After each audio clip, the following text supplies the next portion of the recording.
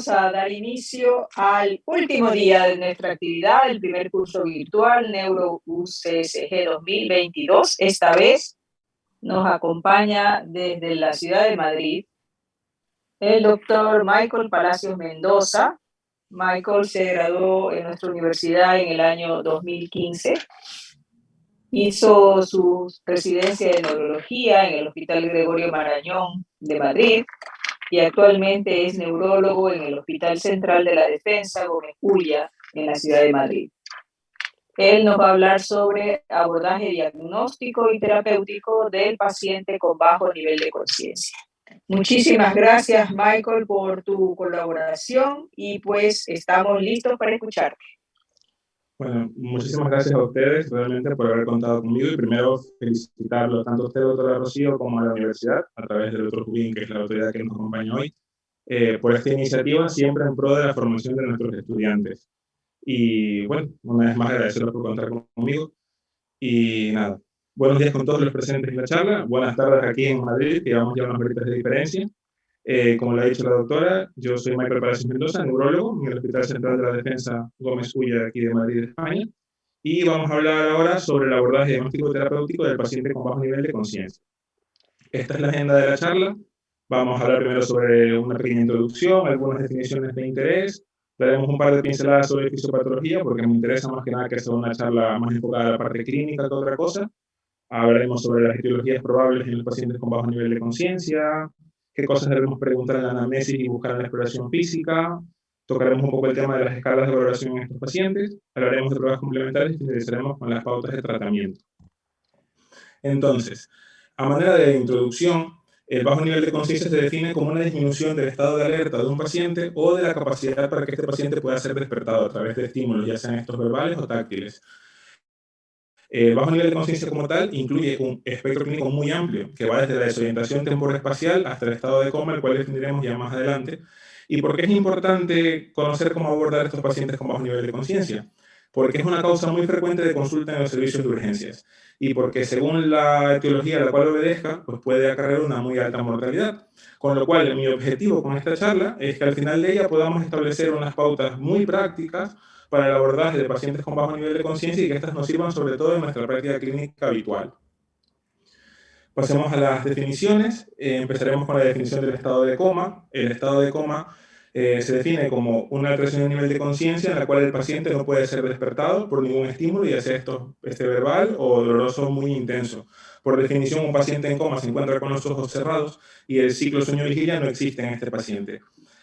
A diferencia de lo que nos hace creer la prensa o lo que hemos visto muchas veces en la televisión y en el cine, el estado de coma no llega a durar años. Realmente su duración es de pocos días e incluso en algunos casos hasta pocas semanas después de que se produce un daño cerebral. Y luego, dados los mecanismos con los que cuenta nuestro cerebro, va a evolucionar uno de los estados siguientes, el estado vegetativo persistente o el de mínima conciencia. El estado vegetativo persistente se define como un estado de vigilia en el cual no hay signos clínicos de conciencia.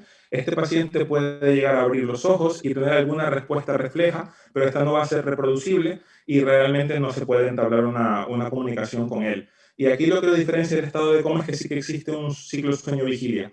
Y luego tenemos el estado de mínima conciencia, en el cual sí que hay signos de conductas corticales como respuesta a estímulos, por ejemplo, puede haber respuestas emocionales ante un estímulo producido por un familiar, y en estos casos los pacientes pueden incluso llegar a seguir algunos comandos, algunas órdenes muy simples, pero no se puede establecer una comunicación real con él. La diferencia entre estos dos estados no es dicotómica, no se está en el uno o en el otro realmente, es más bien una diferencia gradual y evolutiva. Es decir, el paciente pasa de un estado al otro e incluso puede regresar al anterior durante la evolución de su enfermedad.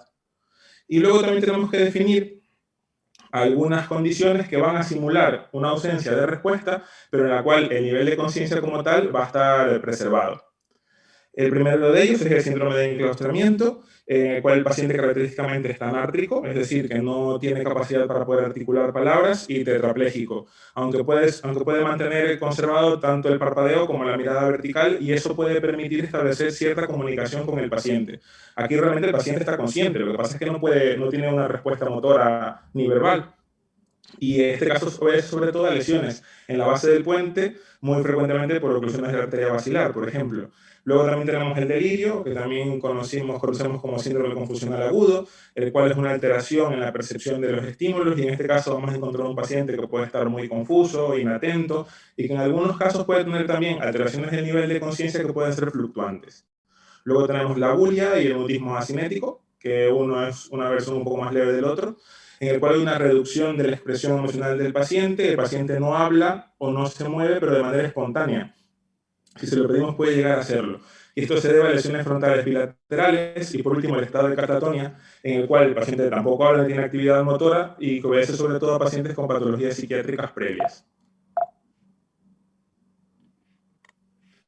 En cuanto a las etiologías del bajo nivel de conciencia, en este caso, según su mecanismo, podemos encontrar dos diferentes etiologías, o sea, dos grupos de etiologías. La primera, aquellas que producen una afectación focal o difusa del sistema nervioso central, me refiero sobre todo a lesiones estructurales o que obedecen a patologías neurológicas previas. Y aquí tenemos, pues, por frecuencia, a la cabeza también el ictus isquémico, o los infartos cerebrales. Saber que los infartos cerebrales, cuando son isquémicos, no suelen cursar sobre todo con alteración del nivel de conciencia. Hay ciertos casos muy puntuales, como los infartos de tronco producto de oclusión de la arteria basilar, o los infartos trámicos bilaterales, o cuando hay infartos corticales muy extensos, como se puede ver en el síndrome de la arteria cerebral media maligna, que sí que pueden cursar con alteración del nivel de conciencia.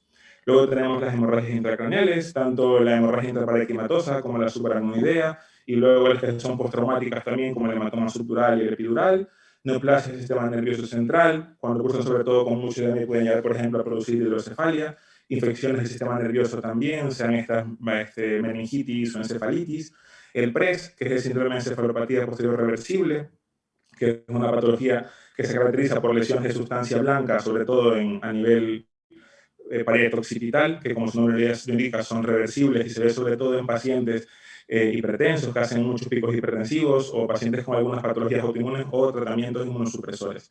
Lesiones postraumáticas como el subdural y el epidural que hablamos anteriormente, también contusiones, pacientes con crisis epilépticas que han quedado en un estado postcrítico prolongado o incluso pacientes que se encuentran en un estado epiléptico no convulsivo y pacientes pues, que tienen alguna patología neurológica de base que desarrollan un síndrome neuroléptico maligno o un síndrome serotoninérgico. Y luego en el otro extremo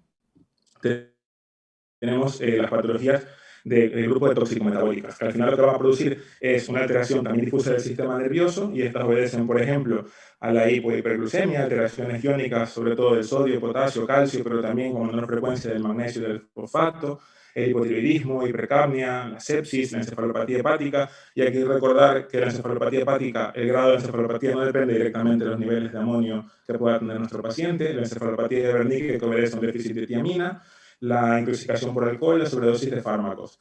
La gran diferencia entre estos dos grandes grupos es que en las patologías toxicometabólicas habitualmente no encontramos datos focales que orienten a una lesión estructural focal, valga la redundancia. Sin embargo, sí que hay casos en los que una hipoglucemia, por ejemplo, o una alteración de la anatremia, que son los más frecuentes, pueden llegar a darnos datos focales que nos pueden despistar un poco al momento de hacer el abordaje diagnóstico. Luego, pasando ya a la parte clínica de nuestro paciente, primero vamos a la anamnesis, y en la anamnesis hay que recabar datos que nos vayan a orientar a la etiología del bajo nivel de conciencia de nuestro paciente. Y aquí es muy importante la información que nos puedan otorgar los familiares o los testigos del cuadro clínico, ya que el paciente por su condición clínica pues, nos va a aportar muy poca información en algunos casos. En primera instancia, en cuanto a antecedentes, hay que recabar los antecedentes personales y familiares del paciente, hacer hincapié en hábitos tóxicos si es consumidor habitual de alcohol, por lo que puede asociar con un déficit de tiamina, por ejemplo, de ser un Wernicke o una intoxicación alcohólica, o si consume algún otro tipo de droga. Y el estado funcional basal del paciente, qué funcionalidad lleva, su grado de dependencia, etc. En cuanto a tratamientos, el tratamiento habitual del paciente, pero sobre todo haciendo hincapié en cambios recientes de la medicación. Sea esto porque se han introducido nuevos medicamentos, o se ha quitado alguno, o ha habido cambios de dosis, sobre todo en fármacos que puedan tener afectación, puedan tener papel sobre el sistema nervioso central. Y también hay que recoger las alergias medicamentosas. Y en cuanto a la enfermedad actual, muy importante la forma de inicio del cuadro clínico. No va a ser lo mismo estar ante un deterioro a nivel de conciencia súbito que ante uno progresivo. En el caso de que sea súbito, nos va a orientar, por ejemplo, a una patología neurovascular, un ictus isquémico, una hemorragia intracraneal. En cambio, en el caso de ser progresivo, Las infecciones del sistema nervioso, por ejemplo, suelen cursar de manera progresiva o incluso los cuadros tóxico-metabólicos también, incluso en algunas ocasiones de manera fluctuante. Es decir, el paciente tiene momentos en los que está mejor o peor de nivel de conciencia. Y luego también hacer hincapié en signos o síntomas acompañantes, ya sea junto con el inicio del cuadro o incluso en las horas o días previos. Si el paciente ha tenido fiebre, por ejemplo, nos va a orientar a una probable infección del sistema nervioso. Si hay una cefalea intensa acompañada del deterioro súbito del nivel de conciencia o una hemorragia subaracnoidea, o si hay movimientos involuntarios que nos hagan pensar que lo que estamos teniendo enfrente sea un estado postcrítico prolongado o incluso un estado epiléptico no convulsivo. Y luego, en cuanto a la exploración física, el objetivo de la exploración va a ser buscar datos que nos orienten a una lesión estructural y que nos permitan localizarla. Y se va a basar en 5 pilares. El primero, el estado de conciencia, luego el patrón respiratorio, respuesta pupilar, la motilidad ocular y la respuesta motora. En cuanto al estado de conciencia, es importante que describamos el estado de conciencia del paciente. Es decir, tenemos que intentar no utilizar en lo que se pueda términos ya preestablecidos como somnolencia, estupor, porque luego qué tan somnoliento, qué tan estuporoso puede llegar a estar un paciente varía un poco de acuerdo a la subjetividad de cada persona. Con lo cual es mejor describir el estado de conciencia del paciente, describir si está con ojos abiertos u ojos cerrados, si el paciente obedece órdenes simples o complejas, si hay una respuesta motora a estímulos verbales o dolorosos y las características de esta respuesta. También tenemos que explorar la orientación temporal, espacial y personal del paciente y el lenguaje, ver si el lenguaje que establece el paciente es fluido, coherente, si el paciente está desorientado cuando nos habla o si hay alguna alteración del lenguaje que nos haga pensar en una fascia como parte del cuadro clínico de bajo nivel de conciencia de nuestro paciente. Luego tenemos el patrón respiratorio, que esto se puede hacer durante la exploración general. La ventaja de lo que nos va a aportar el patrón respiratorio es darnos un poco ciertas pautas sobre la localización de la posible lesión. En mi experiencia es bastante complicado muchas veces evaluar el patrón respiratorio del paciente y de hecho muchas veces, aunque tenga un patrón respiratorio de los que tenemos aquí muy claro, puede no obedecer a la localización habitual de este tipo de alteraciones. Por ejemplo, la respiración de Cheyne-Stokes, que se caracteriza por inspiraciones cada vez más profundas, increciendo, luego van en descenso y luego tiene una pausa de apnea, habitualmente obedecen a lesiones hemisféricas muy extensas, pero también se pueden ver en pacientes que tienen encefalopatías toxicometabólicas, con lo cual su papel en la localización hay que tomarlo un poco con pinzas. También tenemos pues, la hiperventilación central neurogénica, que nos va a orientar pues, a lesiones de tronco alto, mesencéfalo. Luego, la otra que también es muy característica es la respiración atáxica o de Biot, que nos orienta sobre todo a lesiones pontinas y del bulbo. Y también incluido aquí la respiración de Kussmaul, que aunque no nos va a orientar a ninguna localización en concreto, es muy típica de los pacientes que se encuentran en acidosis. En cuanto a las pupilas, tenemos que analizar el tamaño pupilar y la respuesta de las pupilas, es decir, el reflejo fotomotor, recordando siempre que la vía aferente va a ser el nervio óptico, el segundo par craneal, y la eferente, el tercer par craneal.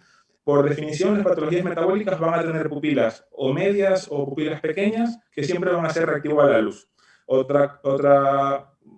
que también hay que coger con pinzas porque algunas veces, según lo profundo que sea la encefalopatía, se puede llegar a perder la reactividad pupilar. Pero bueno, eso es por definición. Luego, característicamente, las pupilas diencefálicas por lesiones en el tálamo, por ejemplo, también van a ser pequeñas y reactivas a la luz y pueden asociar a un síndrome de Horner unilateral. Las pupilas cuando hay lesión en mesencéfalo suelen ser pupilas medias a reactivas. Si encontramos una asimetría pupilar con midriasis de alguna que también sea reactiva, nos va a hacer pensar en una lesión del tercer par. En el contexto del paciente, por sospechar una herniación uncal, ya sea por un paciente que tiene hipertensión intracraneal o una hemorragia masiva, por ejemplo. Y luego las pupilas en lesiones continuas suelen ser muy puntiformes, pero también reactivas a la luz. En cuanto a los movimientos oculares, si bien puede ser muy difícil de explorar porque el paciente suele estar con los ojos cerrados, son de gran importancia. Hay que ver la alineación de los ojos en posición primaria de la mirada, buscando desconjugación de la misma. Si es un ojo nada más el que se desvía, pues nos va a hacer pensar en una parálisis del oculomotor, haciendo sospechosa una patología, por ejemplo, de tronco. Pero si tenemos una desviación de la mirada conjugada en el plano horizontal, tendríamos que ir a buscar pues, lesiones en corteza frontal y ipsilateral o en la formación reticular paramediana pontina contralateral. También debemos saber que en ocasiones la desviación de la mirada conjugada puede obedecer a un foco epileptógeno frontal, que en ese caso suele ser contralateral a la desviación. También tenemos que ver movimientos involuntarios de los ojos, por ejemplo, el rolling ocular, que es un movimiento lento en el plano horizontal, que suele obedecer a patologías a encefalopatías tóxico-metabólicas, o el bobbing ocular, que en cambio es un movimiento en el plano vertical mucho más rápido y que este sí que suele obedecer a patologías de tronco encefálico. Y luego ver la presencia de nistagmos que nos puede hacer orientar, por ejemplo, a un foco epileptógeno también. Luego, tenemos que hacer los reflejos oculocefálico y oculovestibular. Esto nos va a permitir también explorar la integridad del tronco del encéfalo. El primero, el oculocefálico, consiste en girar la cabeza, con los ojos abiertos claramente, hacia un lado y al otro. Cuando está intacto el tronco, la respuesta que vamos a tener es un movimiento de los ojos, de la mirada conjugada horizontal hacia el lado contrario del movimiento de la cabeza, de tal manera que el paciente siga mirando al frente. Cuando el tronco está dañado y hay una lesión allí, el reflejo está ausente y los ojos no se mueven en el sentido contrario y se mueven junto con la cabeza. Entonces, lo que se conoce como ojos de muñeca. Y luego el otro reflejo, que es el oculovestibular, que habitualmente no se suele hacer con tanta frecuencia. Nosotros en urgencias, cuando vemos pacientes con bajo nivel de conciencia, habitualmente no lo usamos. Lo hemos hecho en algún caso muy específico, y en este caso lo que se hace es estimular, ya sea con agua fría o caliente, uno de los oídos. Si la estimulación es con agua fría, la desviación de la mirada va a ser hacia el mismo lado del oído estimulado, y si es caliente, hacia el lado contralateral. Si no existe esta respuesta de desviación de la mirada, asumiremos que el tronco está dañado. Y luego también tenemos que ver otros reflejos del tronco del encéfalo, como el reflejo corneal, que valora el quinto par, que es la vía aferente, y el séptimo par, que es la aferente. En este caso estimularemos con una trunda de algodón la córnea, y la respuesta que tenemos que tener es el cierre palpebral. Y luego el reflejo nauseoso del tercio posterior de la lengua, y tenemos que ver, pues se puede producir una arcada. Este evalúa tanto el noveno como el décimo par craneal. Luego tenemos que ver la respuesta motora del paciente, y aquí tenemos que analizar, pues, si el paciente tiene movimientos espontáneos o ante algún tipo de estímulo doloroso, la calidad de esa respuesta, es decir, si el paciente simplemente retira la extremidad, o si el paciente hace una localización de donde estamos estimulando. Tenemos que ver qué tan simétrica es la respuesta. Si un cuerpo se mueve más que el otro, nos debe hacer pensar que puede haber una lesión en el lado contralateral que se mueve menos. Y también tenemos que ver posturas forzadas ante estímulos dolorosos, como la postura de decorticación, que es la que se puede ver en la figura con letra A, que es una postura de inflexión de los miembros. Y en este caso se va a ver en lesiones que están por encima del mesencéfalo, es decir, que afectan sobre todo a la corteza. Y luego también tenemos la postura de descerebración, que incluye una postura en extensión de las extremidades y del tronco, y que en este caso se va a ver en lesiones del tronco del encéfalo, y que habitualmente, pues, conllevan un peor pronóstico. También es cierto que, como pasaba con algunas de las cosas que he dicho antes, en algunos casos de encefalopatías tóxico-metabólicas muy graves, sí que se pueden llegar a ver posturas de decorticación y descerebración bilaterales sin que haya una lesión focal. Tenemos que ver la presencia de movimientos anormales, si hay temblor o mioclonía, sean estas positivas o negativas como las que se ven en la imagen, que es la que conocemos como asterixis habitualmente, o datos de piramidalismo, como una respuesta cutáneo-plantar extensora, que va a tener mucho más valor cuando esta es asimétrica, o la presencia de hiperreflexia. Y luego también tenemos que saber que, a pesar de que hemos hecho mucho énfasis en la exploración neurológica como parte del abordaje de estos pacientes, nunca debemos dejar pasar por alto la exploración general. Una exploración por aparatos que incluso empieza por la piel, por ver si hay lesiones de un traumatismo que nos orientan a la etiología del bajo nivel de conciencia, pasando por los sistemas cardíaco, respiratorio y gastrointestinal. Y luego ya hablamos un poquito de las escalas. Hay muchísimas escalas que se han diseñado para la evaluación de pacientes con bajo nivel de conciencia, pero yo voy a citar dos en esta charla. La primera es la escala de coma de Glasgow, porque es la más difundida en general. Es una escala que se creó inicialmente para evaluar pacientes con traumatismo craneoencefálico, pero que actualmente está difundida para muchísimas otras causas de bajo nivel de conciencia. Esta explora 3 dominios: ocular, verbal y motor, con una puntuación mínima de 1 en cada uno de ellos. Con lo cual la puntuación que va a tener mínima va a ser 3 y la máxima va a ser 15. Y ya digo, está bastante difundida y se utiliza mucho, pues, para poder hacer también un seguimiento de la evolución de la enfermedad del paciente, y incluso para decidir ciertas terapias como la intubación orotraqueal. Y luego la escala FOR, que he querido traer a la colación porque tiene varios estudios que hablan de una mayor sensibilidad y especificidad con respecto a la escala de coma de Glasgow.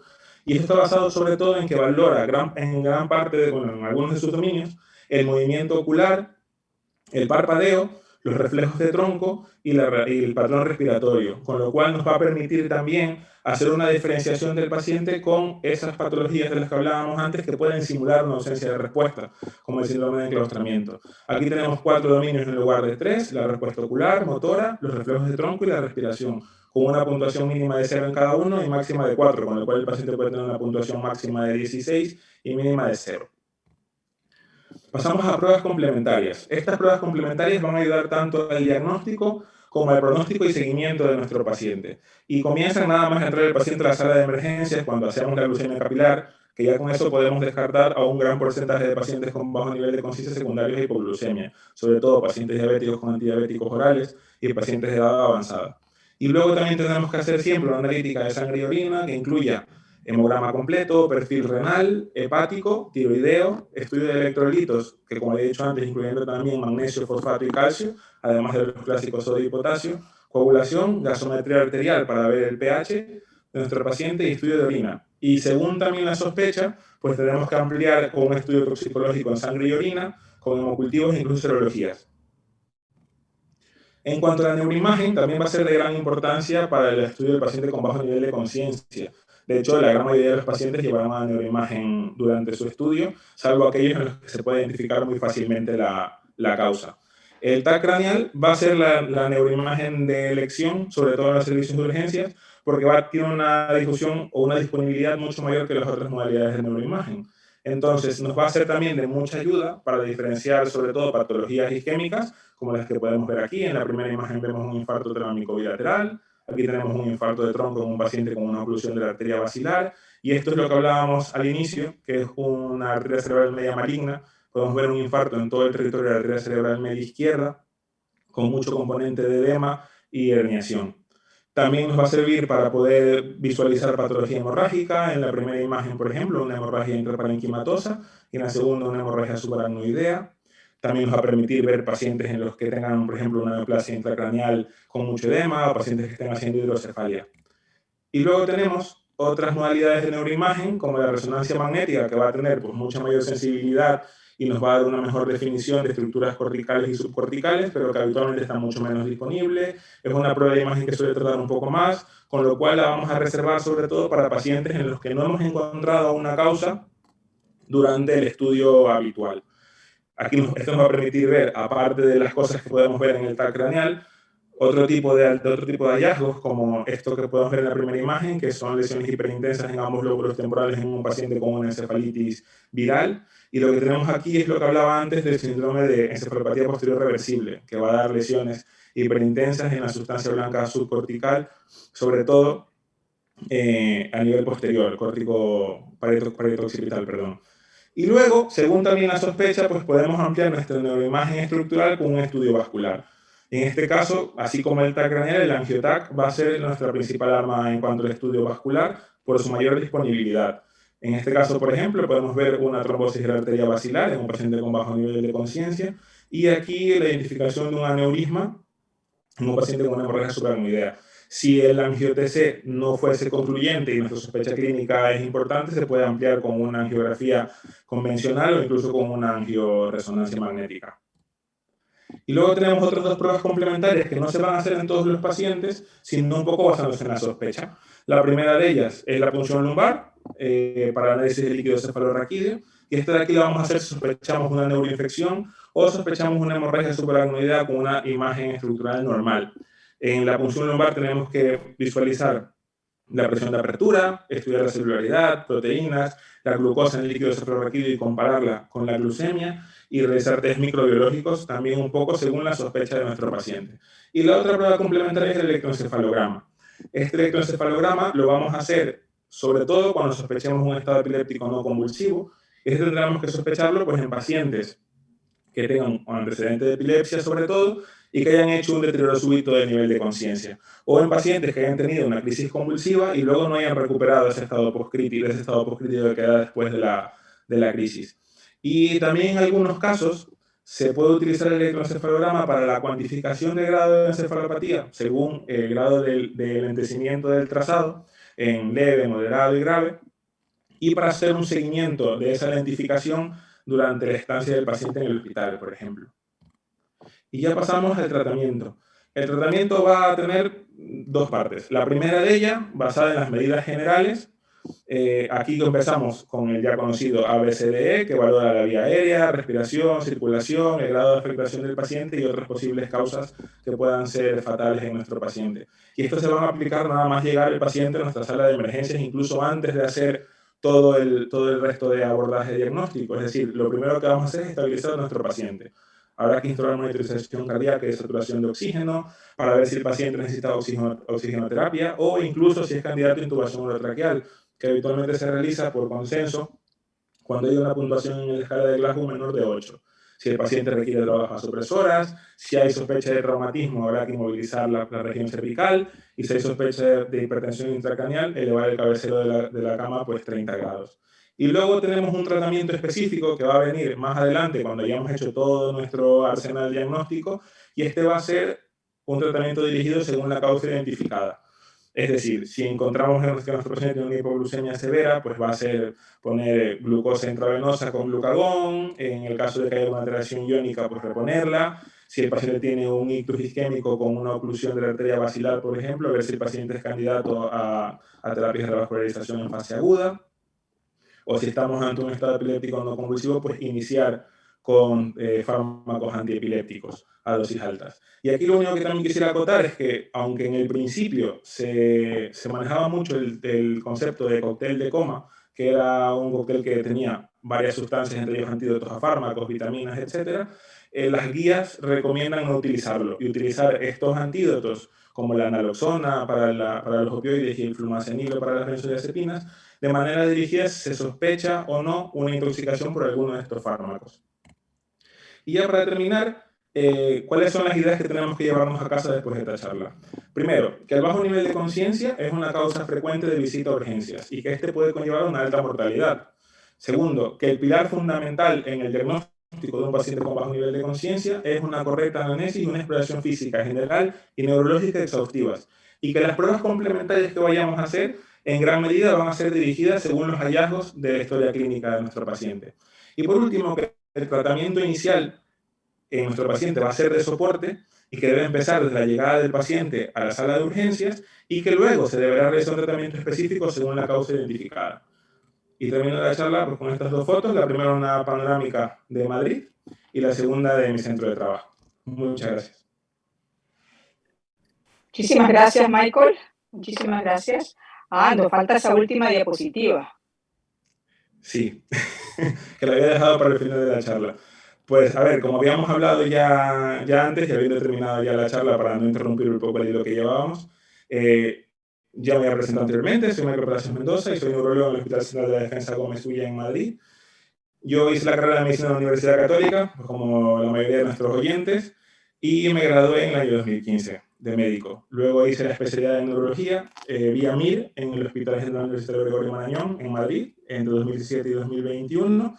Y desde el año pasado pues soy neurólogo del servicio de neurología del hospital que he mencionado antes. ¿Qué me trajo a mí de esta especialidad? Primero que es una especialidad eminentemente clínica. O sea, las pruebas complementarias para los neurólogos son eso, complementarias. Y la base de todo nuestro diagnóstico y lo que va a regir gran parte de nuestro tratamiento va a ser todo lo que encontremos en la anamnesis y en la exploración física. Y que tiene un gran énfasis en la semiología y sobre todo está muy enfocada en el paciente. Es decir, hay pacientes que tenemos que historiar y rehistoriar, explorar y reexplorar hasta poder dar pues, con la causa de lo que tienen. Que también es una especialidad en constante crecimiento, tiene una patología muy variada que va tanto pues, de patologías agudas como el ictus isquémico, por ejemplo, hasta patología crónica como las enfermedades neurodegenerativas. Y que luego también aporta muchas técnicas como la neurosomnología, los estudios neurofisiológicos, funciones lumbares, infiltración de toxina botulínica, bloqueos anestésicos. Mi trabajo como especialista ahora mismo está distribuido principalmente en consultas externas, pero también hago, según un poco vamos haciendo una rotación entre los demás miembros del equipo de neurología, en planta de hospitalización, interconsultas intrahospitalarias, hacemos técnicas también como estudio neurosomnológico, infiltración de toxina, bloqueos anestésicos, y también hacemos una parte docente como parte de la Cátedra de Neurología Práctica de la Universidad de Alcalá de Henares. ¿Qué características creo yo que debe tener un estudiante interesado en esta especialidad? Pues primero que sea una persona apasionada por la semiología y por la clínica y sobre todo por el paciente. porque eso es fundamental para poder llevar luego la especialidad de la neurología, como he dicho antes. Y luego también que sea alguien, un estudiante que esté dispuesto a mantener un estudio, una actualización constante, por lo que ya he dicho también, porque es una especialidad que está en constante crecimiento. Cada cierto tiempo hay nuevos descubrimientos en cuanto a fisiopatología de enfermedades que antes no se conocían, y cada vez hay más tratamientos dirigidos a esos mecanismos de acción de ciertas enfermedades. Y luego, en cuanto al enfoque investigativo, también es una especialidad que da mucho de ello. En mi caso, sí que me he dedicado desde la residencia y ahora como adjunto de neurología también a la investigación clínica, con principal interés pues, en las áreas que he preferido más de la neurología, que son la epilepsia, la neurología vascular y los trastornos del movimiento. Y eso es positivo. Muchas gracias. Sí, hay algo importante que tú has dicho y que en una de las charlas anteriores uno de los ponentes lo puntualizó con bastante énfasis, ¿no? Y es para dedicarse a neurología necesitamos médicos con una sensibilidad especial, porque la cantidad el tipo de patologías que manejamos son patologías que de diferente manera interfieren con la vida normal de un individuo. Y algunas de las patologías frente a las cuales nos vemos abocados con pacientes con enfermedades degenerativas o enfermedades de muy mal pronóstico, por ejemplo, un paciente con una epilepsia intratable, pues son pacientes que requieren no solamente el apoyo médico, sino también el acompañamiento del médico como ser humano. Y eso es algo que en neurología se ve mucho. En neurología se necesita mucho de esa sensibilidad para poder tratar ese tipo de pacientes. Y eso creo que es algo que los jóvenes deben tener siempre presente, que la formación de médico no solamente implica el dominar la teoría y las materias, sino también el saber tener un buen contacto humano con el paciente. Eso es. Yo creo que es fundamental, porque por desgracia tenemos cura para muy pocas de las enfermedades que tratamos nosotros, con lo cual muchos pacientes se benefician más de nuestro acompañamiento, de que lo acompañemos durante la evolución de esa enfermedad, que de muchos tratamientos que podamos poner. Muy bien. A ver, aquí tenemos preguntas. Buenas tardes, doctor. Excelente ponencia. ¿Cómo sería la evaluación de la conciencia en pacientes con narcolepsia, con sospecha de un deterioro de la conciencia sobreañadido por alguna otra causa? Eh, por cierto, me gustaría conocer un poco más de neurología en España. ¿Dónde podría tener más información? Ah, no, pues eso ya es una información directa, Ricardo. A ver, la primera, Michael. A ver, la primera. A ver, en este tipo de pacientes, la evaluación va a ser similar a cualquier otro paciente con bajo nivel de conciencia. O sea, va a ser una evaluación que va a empezar por una correcta anamnesis, porque si bien tenemos un paciente con narcolepsia, tenemos que ver que no hay otra causa añadida que lo esté produciendo, y vamos a tener que hacer hincapié en lo mismo, en los otros antecedentes del paciente, qué medicaciones tiene nuestro paciente, cómo ha sido el cuadro clínico, y luego la exploración física va a ser similar. No hay mayor diferencia por ese antecedente en cuanto a la exploración del paciente. Y luego, con lo que respecta a la neurología en España, mi correo está en la diapositiva, con lo cual, si lo requiere, pues me puede escribir un correo y yo puedo aportar con la información con la cual pueda ayudarle. Muy bien. Aparte de la escala de Glasgow, ¿estaría recomendado el uso de alguna otra escala de evaluación o es preferible dejar Glasgow netamente para la emergencia? A ver, el uso de la escala de Glasgow o no es más que nada porque está muy difundido. Nosotros durante la residencia evitábamos muchísimo usar la escala de Glasgow como como forma de expresión del nivel de conciencia de nuestro paciente, porque luego, por ejemplo, si tienes un paciente afásico, ya de por sí llevas ahí varios puntos menos en la escala de Glasgow y puede ser un paciente que esté plenamente consciente. Entonces, yo creo que la escala de Glasgow nunca debe dejar de lado la descripción del nivel de conciencia del paciente, como le he dicho durante la charla. Luego es cierto que ayuda mucho porque la manejamos todos, está muy difundida y sirve mucho, pues sobre todo para poder hacer un seguimiento del paciente con las variaciones interpersonales que eso puede llevar. Por ejemplo, nosotros lo usamos sobre todo porque los pacientes con bajo nivel de conciencia que estaban en cuidados intensivos, el personal de cuidados intensivos era la escala que más manejaba. Entonces era una manera de entendernos entre nosotros. pero luego la descripción de nivel de conciencia debe ser lo más importante. Y luego, aparte de la escala de Glasgow, la escala de Ford, que también he nombrado durante la charla, probablemente sea mejor, más sensible, más específica. El problema es que está mucho menos difundida, entonces la maneja mucho menos personal. Nosotros ya les digo, usábamos sobre todo Glasgow porque era la que manejaban el resto de servicios del hospital, pero luego para nuestras discusiones de casos evitábamos mucho usar las escalas y si había que usarlas, pues solíamos usar las dos, tanto la de Glasgow como la de Ford. Aquí tenemos, bueno, las felicitaciones de tu hermano, eso es eso es sesgado. Sí, totalmente. Buenas tardes, doctor. ¿Cuáles son los factores de riesgo en un paciente con meningitis que lo predispone a una alteración del estado de conciencia? A ver, lo primero, esto varía muchísimo según el paciente y también según la etiología de la meningitis. Por ejemplo, no va a ser lo mismo evaluar a una persona joven con una meningitis bacteriana que una persona muy anciana. De hecho, incluso los pacientes que están inmunocomprometidos o que son muy ancianos, que también tienen esa inmunosupresión propia de la edad, pueden llegar a tener manifestaciones distintas. A veces hacen menos fiebres, pueden hacer mucho menos signos meningios, pero es verdad que como suelen tener un peor pronóstico, sí que suelen tener más alteración en el nivel de conciencia. Va a depender mucho de eso, del estado inmunológico del paciente, de la edad y también de la etiología, como decía, porque habitualmente las meningitis de causa bacteriana, sobre todo, suelen cursar con mucha más alteración en el nivel de conciencia que, por ejemplo, las virales. De hecho, las meningitis virales se suelen pasar con síntomas pseudogripales, catarrales en algunos casos también, y ni siquiera diagnosticarse. Pero en cambio las bacterianas no. Y luego incluso las fúngicas, que se pueden ver sobre todo en pacientes inmunocomprometidos, suelen tener un pronóstico mucho peor y una evolución más tórpida, con lo cual el nivel de conciencia también se ve muy alterado. Entonces yo creo que los principales factores de riesgo serían eso, la etiología o el agente causal de la meningitis, las características de nuestro paciente, que sobre todo es la edad y el estado inmunológico más que nada. Me llamó mucho la atención tu comentario acerca de la glucosa y el glucagón. Amplíame un poquito más eso. En los pacientes con Ajá. hipoglucemia. Pues nosotros actualmente lo que solíamos hacer era, se diagnosticaba la hipoglucemia en la sala de emergencias y instaurábamos las dos cosas. El problema es que el glucagón, el inicio de su mecanismo de acción, o sea, el inicio de su acción, viene unos minutos después, con lo cual solíamos usar el tratamiento doble. La glucosa intravenosa, que no lo pasábamos en suero glucosado, sino en bolos que venían más concentrados, que era nuestro tratamiento rápido, inmediato para la hipoglucemia, y luego el glucagón, que lo que nos ayudaba era tratar de mantener el efecto de esa glucosa que estábamos inyectando a nuestro paciente para que se mantenga un poco más en el tiempo. Entonces, por eso solíamos usar las dos como medida inicial en el paciente con hipoglucemia. Interesante, interesante. La otra cosa que me pareció también interesante es ratificar que estas pruebas de calóricas para función vestibular no son rutinarias,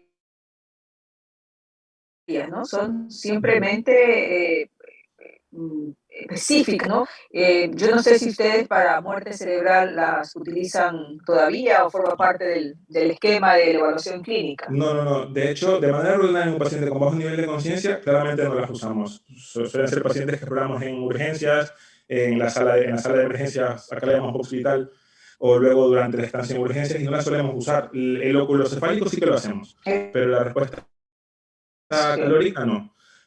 Yo recuerdo haberlo hecho en un par de pacientes, pero más que para evaluar el bajo nivel de conciencia, tratando de buscar signos localizadores, más que otra cosa. Y luego de basamos en otros reflejos de tronco y sobre todo en el estudio neurofisiológico del paciente. Muy bien. Bueno,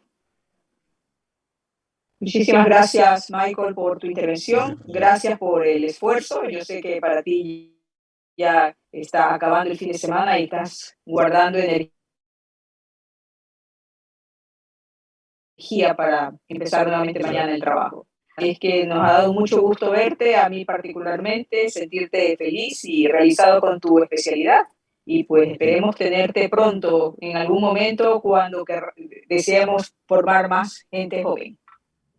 Pues sí, yo estaré encantado, siempre estoy presto siempre en pro de la formación de la gente. A mí la docencia es una de las cosas que más me apasiona de nuestra carrera, fuera del paciente como tal, y muy agradecido de que hayan contado conmigo. También para mí un gusto muy grande poder verla a usted, doctora, que siempre para mí un gusto verla. Y bueno, eso, muchísimas gracias. Y espero que haya servido de mucho la charla, sobre todo para la gente que nos oye en Ecuador. Muy bien, muchísimas gracias. Gracias a ustedes. Bueno, vamos a esperar ahora a Helen. Helen Andrade, estarás por ahí.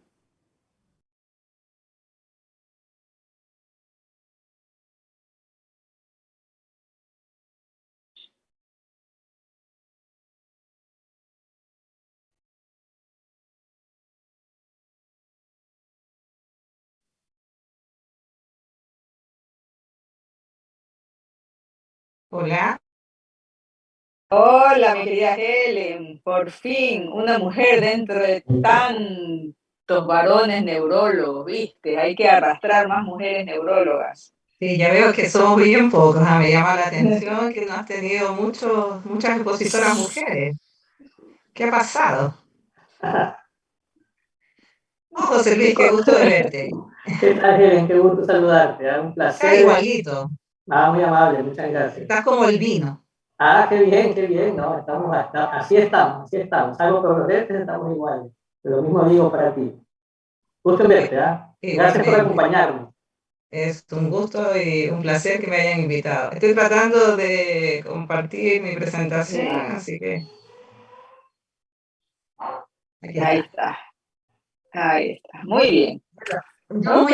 muy obediente con lo que pidió nuestra profe, así que tenía que poner esto en la primera Hoy diapositiva. cada vez que me dicen nuestra profe, yo veo tu fecha de graduación, digo, uy, ya estoy yo, pero Estamos como el vino, como dice el doctor. Sí, sí, por supuesto.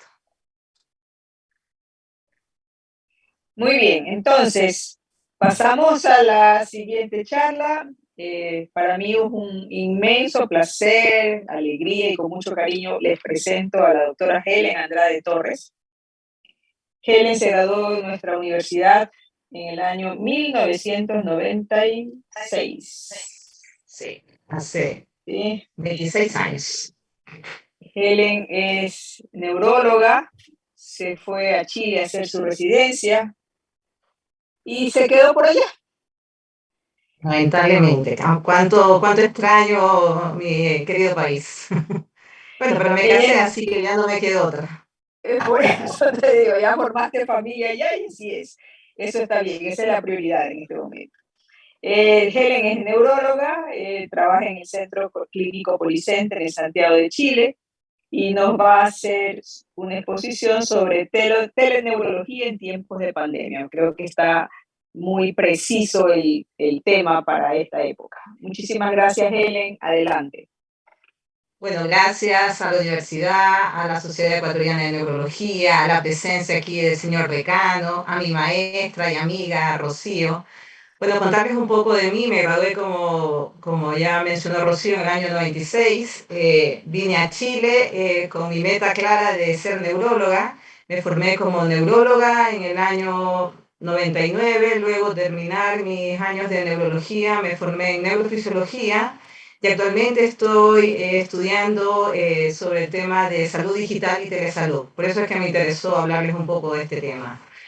En cuanto a qué me trajo de mi especialidad, bueno, tratar de profundizar más sobre el sistema nervioso y sobre todo por la guía de mi maestra Sensei Rocío.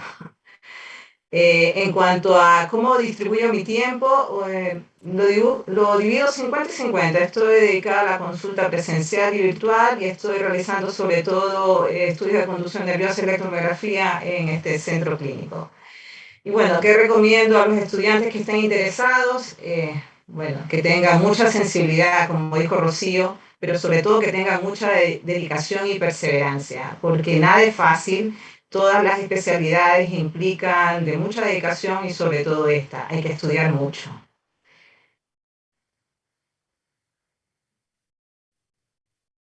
Bueno, teleneurología en tiempos de pandemia. Aquí más o menos un menú de esta charla. Vamos a hablar de algunas generalidades, clasificaciones, indicaciones. El objetivo de esta charla es tener claridad en ciertos conceptos y que, bueno, luego al final podamos concretar esos objetivos. Un poquito de historia. No tengo conflictos de intereses, mi interés solo es de tipo docente. Si queremos hablar un poco sobre historia, tendríamos que comenzar hablando del telégrafo. El telégrafo apareció a mediados del siglo XIX y es una manera ya de comunicación. En la guerra civil en Estados Unidos ya lo utilizaban los médicos para pedir asesoría, ayuda, diagnóstico también. En una revista importante se habló ya de una neurología futurista como es la atención a través de una radio. En la revista Science también se habló de un aparato que se llamaba el teledáctilo, que permitía la comunicación a través de ondas radiales entre el paciente y el médico, y en el año 1925. Y bueno, muchos podemos recordar este programa que se llamaba en Ecuador Los Supersónicos, donde también hay una pequeña imagen que nos habla de las atenciones a distancia. Este programa fue hecho en el año 1962, partió de este programa, y hablaba de una familia que vivía ya en el futuro. Bueno, la evolución del hombre, podemos ver que actualmente la evolución ha sido muy rápida. El hombre está evolucionando de una manera increíble, hasta hablar ya de la presencia de los cyborgs y también de la existencia de un metaverso. A mí me gusta mucho ver películas, así que recuerdo mucho la película Matrix en el año 1999, donde ya nos hablaba de inteligencia artificial y de la presencia de este mundo paralelo. Si queremos clasificar las generaciones, bueno, yo estaría en esta generación, que es la generación X, que pasamos de una tecnología analógica a una tecnología digital. Actualmente los estudiantes son ya nativos digitales y los hijos de la generación Millennium van a ser la generación Alfa, los cuales ya van a tener muy incorporado todas las tecnologías dentro de su vida. Ciertos conceptos importantes si queremos hablar de telemedicina y teleneurología, es estos conceptos, porque muchos tenemos confusión al hablar de ellos. Tenemos que saber lo que es salud digital. La salud digital es el uso de tecnologías para mejorar la salud de las personas y optimizar el proceso de atención. La e-salud es el uso de tecnologías de la información aplicada y comunicación aplicadas a la salud, como es el uso de historias clínicas electrónicas y recetas electrónicas. M-Salud habla sobre el uso de dispositivos móviles que están muy utilizados actualmente, y si hablamos de telesalud, consideraríamos como es la provisión de servicios en salud a distancia, utilizando tecnologías de la información.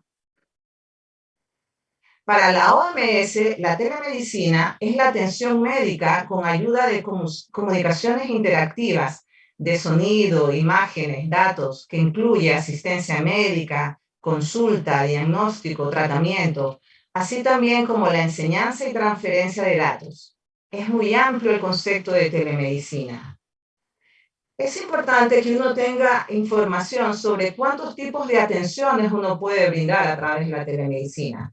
Podemos tener atenciones de tipo sincrónica, las cuales son en tiempo real, una modalidad sincrónica, el cual es una atención diferida. Es decir, el médico puede recibir la información y luego de recibir esta información puede dar el diagnóstico o dar las indicaciones, pero no es en tiempo real. Y la modalidad híbrida es la combinación tanto de una atención virtual como de una atención presencial. La OMS ya desde el año 2005 está dando recomendaciones a todos los países para que desarrollen una política de salud digital. Y el año 2019 se reunió para dar estas estrategias de salud digital, el cual tiene como objetivo que tiene estos 4 objetivos que tienen como finalidad que la salud digital se realice de una manera adecuada, que haya servicios de salud eficaces en función del costo y eficientes, que haya una digitalización acelerada del sector salud y que tengamos poblaciones más sanas. Bueno, lo que nos conlleva a esta reunión es hablar exactamente qué ha pasado con el tema de este virus maldito que nos ha generado un cambio en nuestras vidas y que aparece, los primeros reportes fueron en el 2019, como todos saben, comenzó a expandirse ya y en marzo 11 del 2020 fue considerada como una pandemia. Aquí se paralizó el mundo. En Chile, ya en abril del 2020, teníamos recomendaciones e indicaciones para el uso de la telemedicina. Esta guía la pueden bajar, es gratuita, y hay muchas recomendaciones sobre cómo aplicar la telemedicina, tanto en el área pública como privada, cómo tener consentimiento informado al realizar este tipo de atención, y otra serie de recursos que pueden ser de gran utilidad. En cuanto a la telemedicina aplicada a la neurología, que sería la teleneurología, ya en Stroh, en el año 1999, ya hablábamos de la aplicación de esta herramienta con los pacientes que podían tener una resolución de su manejo del accidente vascular a distancia a través de videos de última generación. En este artículo también se habla, es una llamada de alerta sobre qué ha pasado con estos pacientes en este tiempo de COVID. Los pacientes tenían un temor extremo de asistir a los servicios de urgencia, no tenían un seguimiento adecuado de sus patologías de base y esto generó una serie de complicaciones y ahora estamos viendo todos los problemas que han existido por no tener una atención a tiempo.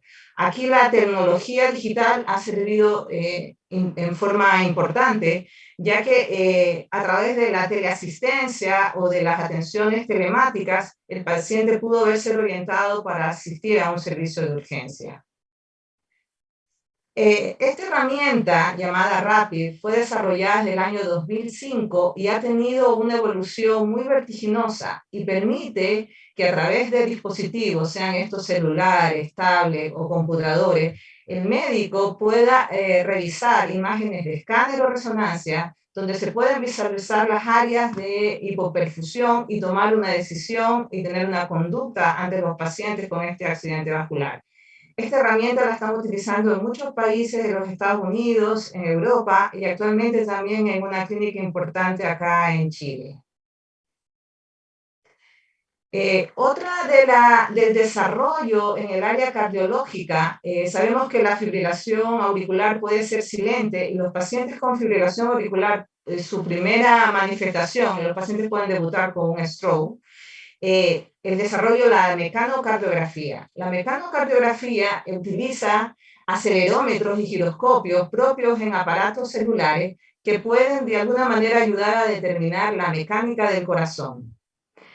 Hay también dispositivos a nivel de celulares que pueden de alguna manera ayudar también a determinar los ritmos cardíacos. Tenemos además otro tipo de dispositivos como es este llamado AlipCore, que permite a través de estos sensores y una toma de aproximadamente 5 minutos con el uso de un software poder determinar también frecuencia cardíaca. Tenemos este doble equipo llamado MicroLife Watch BP que toma en forma indistinta la presión en ambos brazos y también tiene un algoritmo que permite medir la frecuencia cardíaca. Se ha visto que existe mucha ayuda, sobre todo en estudios que se hicieron en centros de atención primaria, para poder pesquisar la fibrilación auricular.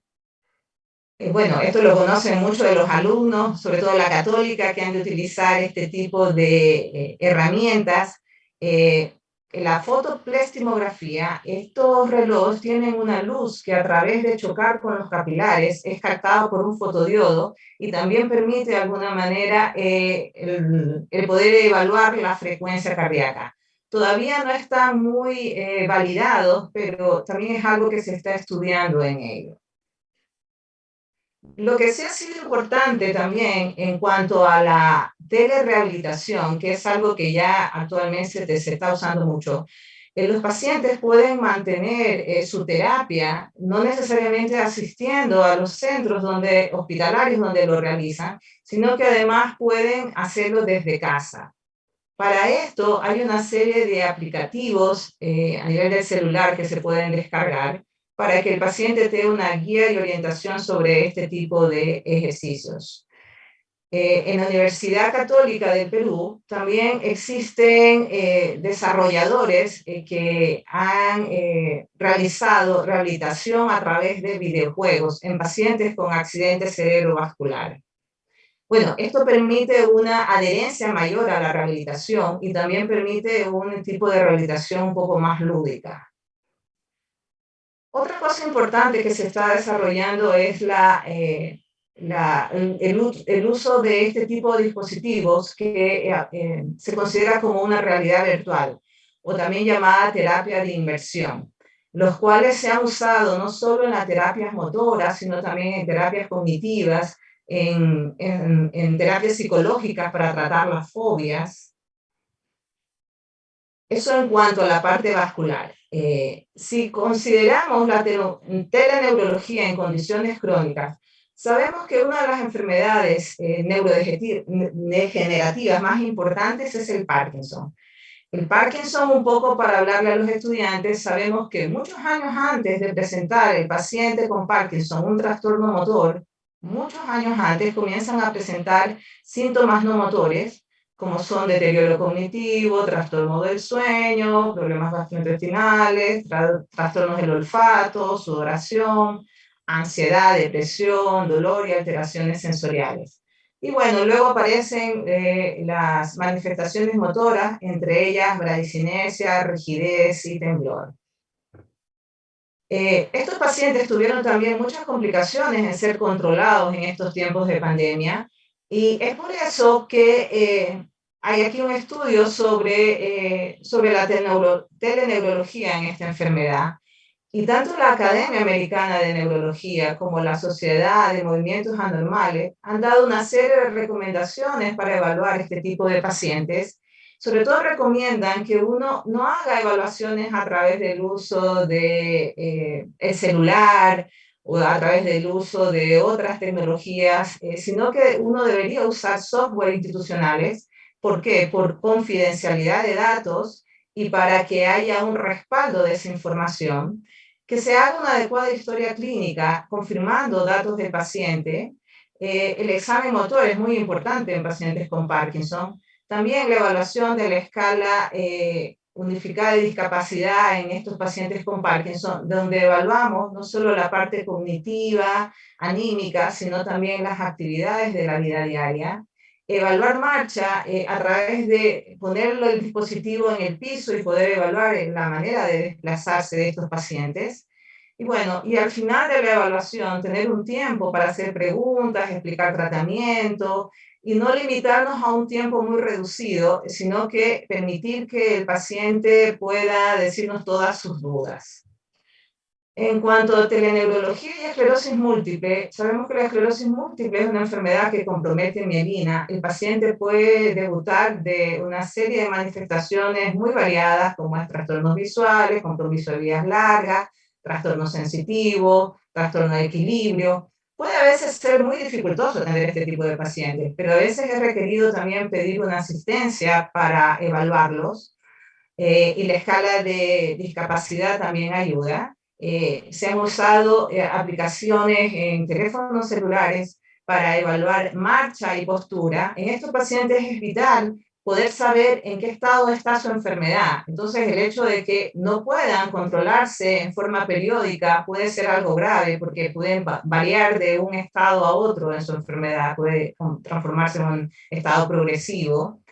El doctor Montalbán, que es un doctor que tiene mucha experiencia sobre esclerosis múltiple, hace una revisión sobre monitorización clínica del paciente con esclerosis múltiple y él recomienda, según los estudios que he realizado, que la monitorización de estos pacientes no solo se lleven a cabo en centros especializados, sino también que los pacientes tengan una manera de controlarse y tener un contacto adecuado con sus médicos tratantes para saber cómo va la evolución de su enfermedad. Hizo una revisión de una serie de trabajos donde hay uso de biosensores como acelerómetros, giroscopios, Y todos estos trabajos van a permitir, todas estas aplicaciones con software especializado van a permitir poder evaluar no solo el compromiso motor, sino también el compromiso de su calidad de vida, evaluar también la función cognitiva, y así poder como médico tener una claridad de cómo están estos pacientes evolucionando con su enfermedad. Pero ¿qué dice la Academia Americana de Neurología sobre la telemedicina? En este artículo ya de diciembre de 2019, ellos hacen una revisión muy acuciosa sobre todos los artículos que nos hablan de telemedicina y neurología.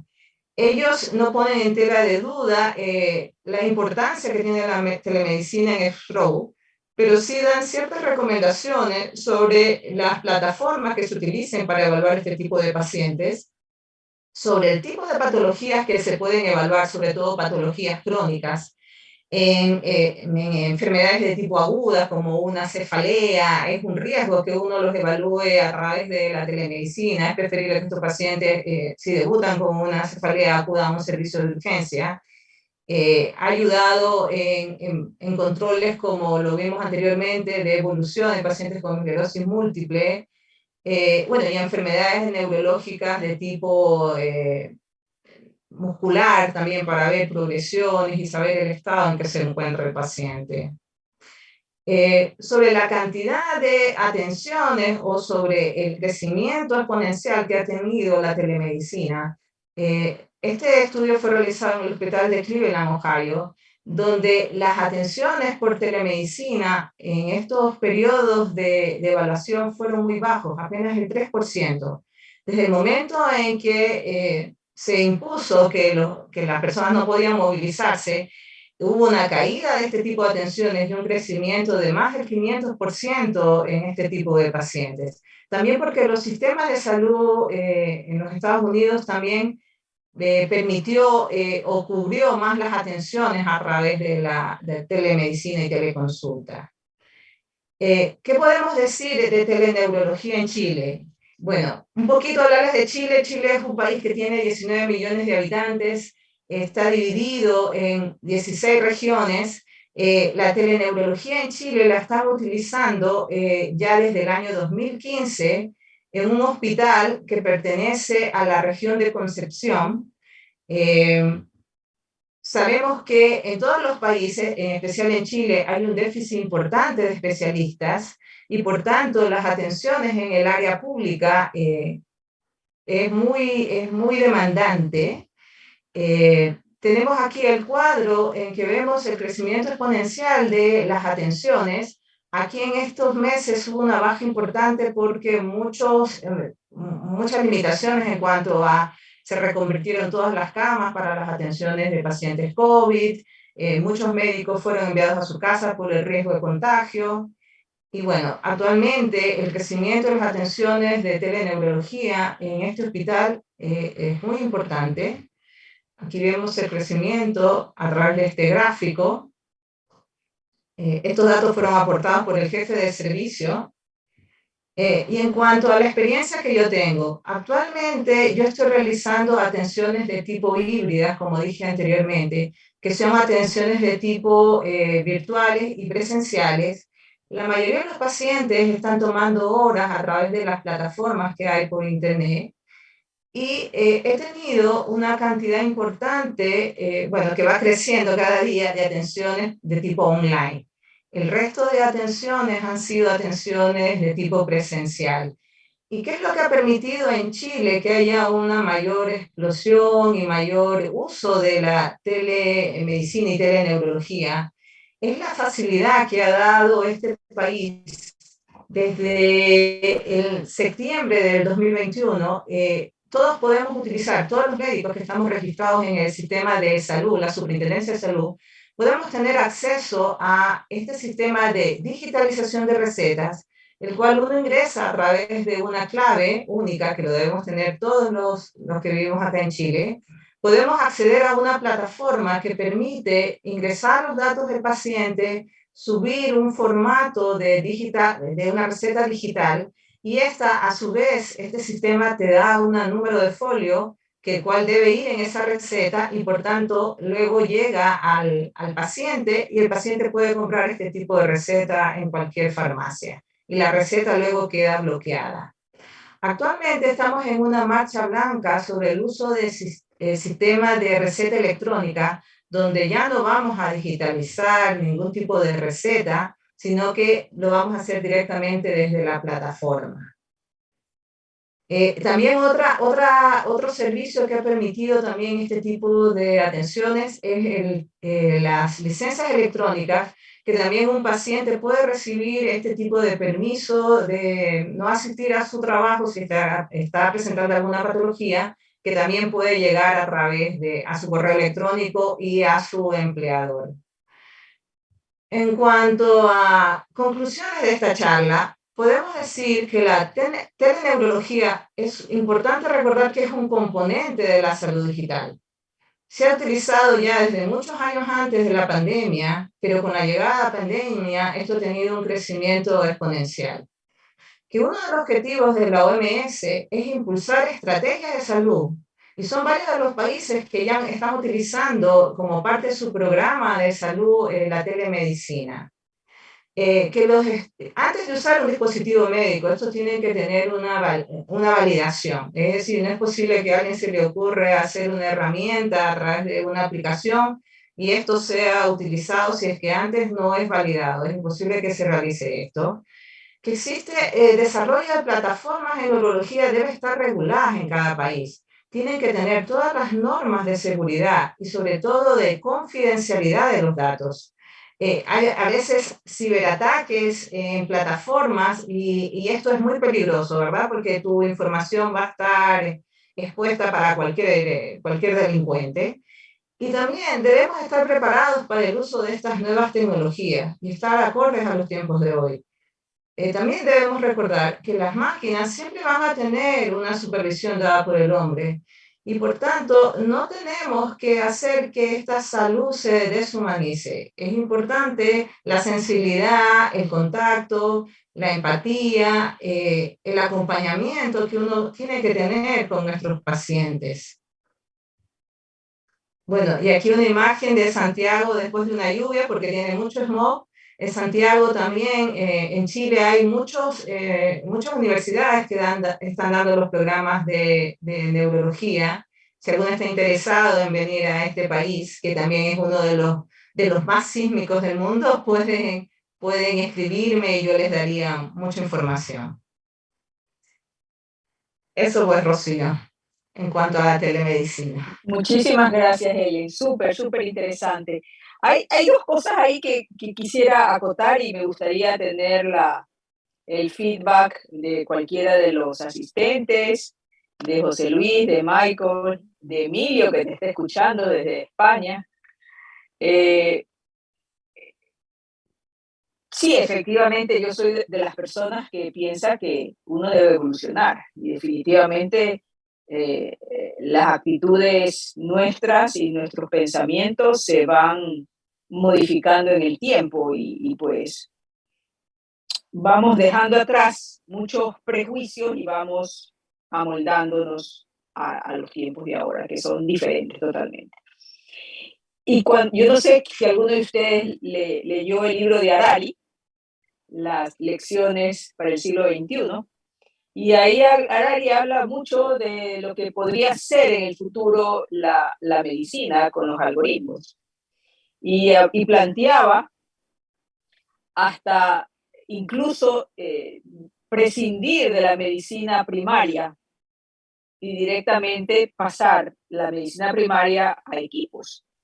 ¿Qué tal si en el camino se desarrollan, voy a inventarme, después de 10, 15 años se desarrollan programas, sistemas en que pues, uno pone los datos, los signos, los síntomas, adjunta una placa, un examen que ya seguramente estará digitalizado y pues ya te dan como un abordaje diagnóstico. Ya. Entonces usted es un paciente neurológico y va al neurólogo. Usted es un paciente traumatológico y va al traumatólogo. Y así sucesivamente.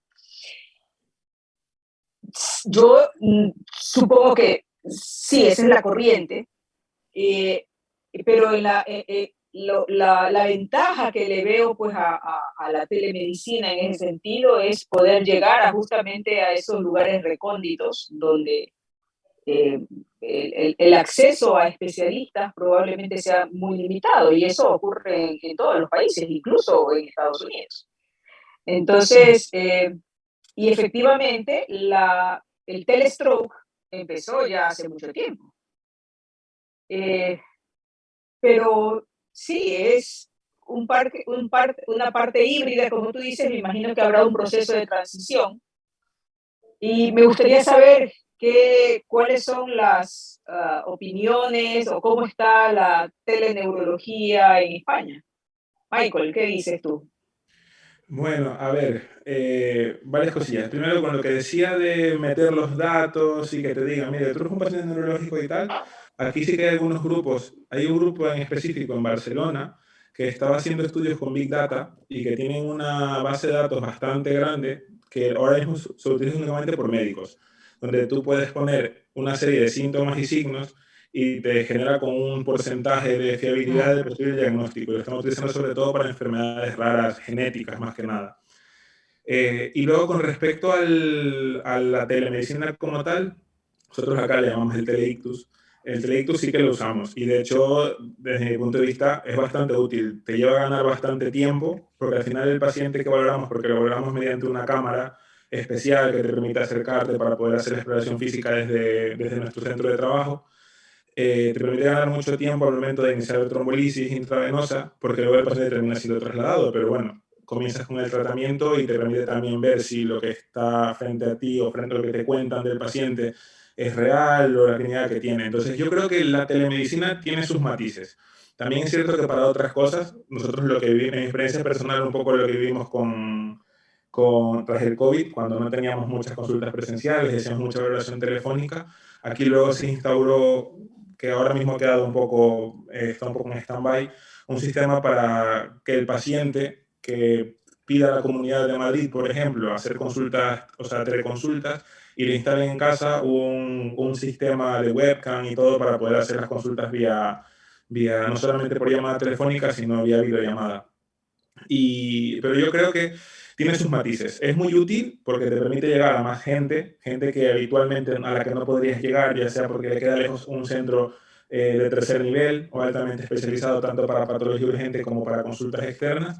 Pero luego creo que también tiene sus matices en cuanto al paciente, cómo lo solemos llevar. O sea, yo creo que más los matices tienen que ver por cómo estamos acostumbrados a hacer la medicina nosotros. Enfrente del paciente, la exploración. Tampoco es una técnica que podamos ampliar a todo paciente. Desde mi punto de vista, y es lo que opinamos mucho en mi centro, por ejemplo, un paciente que tenía una consulta por sospecha de una enfermedad de Parkinson, hacer una primera valoración telemática es algo imposible. Porque claro, la exploración física no va a ser la misma y luego es diferente cómo lleva el paciente una teleconsulta a una consulta real. Pero yo creo que son cosas que con el pasar del tiempo, esos matices van a ir cambiando poco a poco. Y es una herramienta que yo creo que no está por venir porque ya está entre nosotros, por así decirlo, pero que de utilidad es muchísima, la verdad. Esa es mi manera de Emilio, pensar. ¿qué dices, Emilio? Hola, buenas. Bueno, he escuchado interesante lo que dice el doctor Palacios. Yo vivo en España, vivo en Vinaroz y la telemedicina es una herramienta fundamental. En el Teleictus, yo en lo personal, en el hospital que trabajo, se hace Teleictus hace años. Lo empecé, digamos, yo y otros compañeros de mi hospital, de un hospital satélite, un hospital central. Para el Teleictus bien, pero yo considero que es una herramienta sí fundamental, pero no debemos perder la consulta presencial. Yo llevo años antes de la pandemia haciendo muchas consultas telefónicas, pero que me sirven para resolver situaciones puntuales o tal vez gestionar un poco la parte de reajustar tratamientos en Parkinson o en migrañas o epilepsia, pacientes que no están yendo bien. Pero aunque es una herramienta fundamental y tenemos que adaptarnos, y eso es indiscutible, yo considero que no debemos perder la consulta presencial porque la exploración, la semiología, a día de hoy, por lo menos, la realidad virtual creo yo que no nos permite explorar un Parkinson, una bradicinesia, unos puntos dolorosos, una hiperreflexia, una espasticidad. Hay muchas cosas de la semiología que la perderíamos y que creo yo que es fundamental no perderlo. Y luego una cosa importantísima, la cercanía del paciente, el contacto, lo que dijo usted, ¿no? Que el paciente pues se sienta un poco la parte humana, también Helen lo menciona, la parte humana, el hablar, el contacto, que el paciente pueda preguntar diversas cosas, incluso fuera de la especialidad. Yo creo que eso, para mi opinión, no hay que perderlo. Y bueno, tal vez un tercer punto, o luego lo laboral, porque luego esto tiene implicaciones de cuestión de que si todo es telemático, también de cara a los hospitales, pues habría reajustes quizás en sueldos, en muchas cosas, ¿no? Esto no es tan simple. Entonces, aunque es una herramienta... En personal, va a reducir personal. Claro, yo creo que hay que utilizarlo, pero como bien ha dicho, parece que hay unos matices y quizás no en todos los casos. En el teledicto, por ejemplo, es muy útil porque hay una escala, la NHAC y SS, y pues hay una escala que el médico de urgencia está programado. Pero un médico de urgencia, quizás siempre para ver o explorar un Parkinson, o explorar todas las patologías neurológicas, pues probablemente no está adiestrado en eso. Entonces, yo considero que es una parte importante, pero la parte presencial a día de hoy, yo creo que no se debe perder. Y sobre todo la parte humana que tenemos que ver. José Luis, ¿alguna proyección o algo que tú puedas visualizar a largo plazo, tú que estás a cargo de la carrera de medicina en estos tiempos? Bueno, primero pues mencionaste a un autor, a Harari, este autor de origen Hindú. hindú. Sus libros son fantásticos, ¿no? Sus conceptos, la manera como él nos muestra la evolución de la historia desde el inicio de la humanidad como tal hasta nuestros días, y luego pues con sus lecciones es digno de leerse, ¿no? Y vale la pena invertir tiempo en escuchar, en leer sus ideas. Y no solamente en este tema médico, sino en una gran cantidad de conceptos, pues él está hablando pues ya acerca de Big Data, inteligencia artificial, algoritmos para la toma de decisiones, etc. Y uno no puede estar en contra de la tendencia, sino más bien adaptarse. En este tema tan particular de la atención y la consulta médica, mientras más los mismos médicos humanicen a la medicina, no podremos ser reemplazados en ese sentido por las máquinas. Debemos utilizar toda la tecnología para la ayuda, porque como ustedes bien mencionan, los especialistas son escasos, incluso a veces en las zonas marginales de las grandes ciudades. No se diga en las zonas urbanas, marginales, y en otros sitios donde la salud es casi que inaccesible. Estos canales son muy útiles, porque no están reemplazando al médico, sino es que no hay otra opción. Dentro del mismo concepto de telemedicina, CEDIA, que es la Corporación Ecuatoriana para el Desarrollo Científico y de la Academia, también está usando otro concepto que es la telementoría. En la telementoría no es que el paciente acude directamente al especialista. El paciente acude a su médico, que puede ser su médico rural, pensemos en un pueblo del oriente, o el médico que ha vivido tantos años ahí, y a través de telementoría él puede acceder a los especialistas. Entonces, él sigue siendo el intermediario y pone el caso clínico a discusión de otros especialistas que están en las grandes ciudades. Entonces, ese es otro concepto que pienso yo se compatibiliza bien con el concepto de la telemedicina, ¿no? Entonces, es otro concepto que también yo quería mencionarlo ahora, que ya se está utilizando en algunos países, en México, en Argentina, aquí recién se está tratando de crear ese tipo de concepto, y que es otro plus adicional. Entonces, para no alargarme mucho, el tema pues realmente es muy interesante, es desafiante. Nosotros debemos de incorporar las nuevas tecnologías al alcance de nuestro paciente, y mientras más el paciente sienta que la presencia del médico agrega valor, como así debe de ser, no solamente en las especialidades donde cae por su propio peso, sino incluso también en la atención primaria de la salud, podremos conjugar de manera adecuada la presencialidad, que llegará un momento en que se discutirá, incluso ahorita usted mismo, doctora, lo menciona, la reducción del personal, ¿no? Pero si el mismo usuario es el que finalmente nos valora, pienso que podremos sacar un provecho beneficioso para todas las partes de todas estas herramientas tecnológicas que cada día se imponen más. Bueno, aquí tenemos, gracias José Luis por tu comentario muy acertado. Aquí tenemos una pregunta de una asistente. ¿Cómo logra sobrepasar esa barrera del computador que no permite la exploración física del paciente y la obtención de datos objetivos que podrían contribuir mucho a un posible diagnóstico? Esa pregunta es para ti, Helen. Bueno, acá en Chile, este hospital, el que les comenté que está trabajando desde el 2015, lo que hace es tener un médico neurólogo que esté en contacto con otro médico que está junto al paciente. Lo hace en zonas rurales, ¿verdad? En zonas que no hay acceso al especialista. Entonces trata de transmitir el tipo de examen físico, exploración, y bueno, tendría que confiar en lo que él está encontrando en la evaluación del paciente, pero uno no puede tomar el tono, no puede sacar los reflejos, es decir, yo creo que eso uno como neurólogo tiene que hacer directamente, es decir, hay cosas que uno no va a poder evaluar. Aquí hay otra pregunta más o menos similar. Doctora, muchas gracias por su charla. ¿Cómo cree que la tecnología avance en el futuro en relación con el examen físico neurológico del paciente? Bueno, ¿Tendremos robots? hay aplicación, hay el desarrollo de diferentes tipos de aparatos. En la neurología todavía eso está en desarrollo, pero por ejemplo en la dermatología, a través del celular, el médico puede ver a distancia algún tipo de lesión. En otorrino también hay dispositivos que permiten ver el canal auditivo y a distancia también el médico puede ver qué está observando a través del oído. También en la parte cardiológica. En la parte neurológica es muy complicado, es decir, yo creo que si a alguien se le ocurre desarrollar algún dispositivo que pueda ayudar, yo creo que se va a hacer millonario. Muy bien. Bueno, yo te agradezco muchísimo, Helen, por tu charla.